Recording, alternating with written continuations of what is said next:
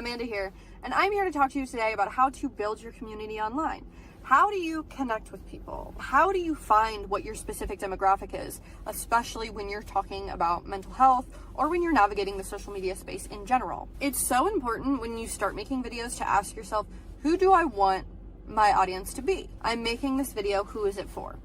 And maybe you don't know the answer to that question, and that's okay.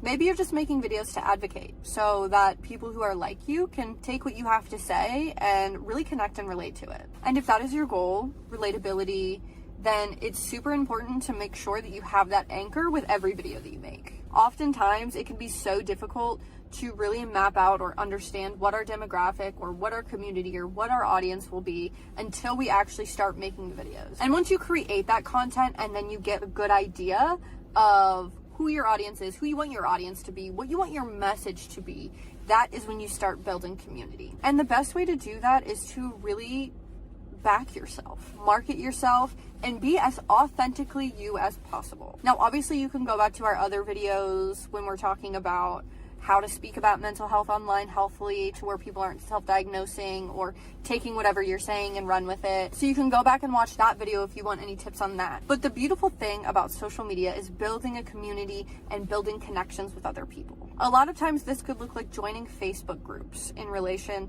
to what you want to speak about. This could look like engaging with other people's content who do similar things to you.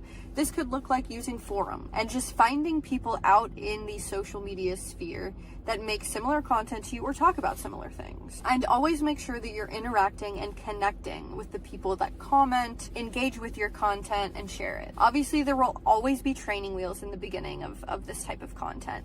There will always be struggles that we face, and it's going to take some time to build up that community. But as long as you are being authentic and yourself and speaking from your place of truth and grounding yourself in you and your personality, that's where things will work, and that's where things will really blossom and bloom for you. It is also okay to be proud of what you promote. It's okay to share it on social media. It's okay to make reels and make shorts out of your content and post it and boast about what you're talking about. Because as those of us who struggle with mental health, it is so important that we share our stories, obviously if we're comfortable, and advocate for voices like us. Because our stories are our own personal lived experience, and nobody else in the world has your very hyper-specific lived experience, right? There can be people that have gone through similar things as you.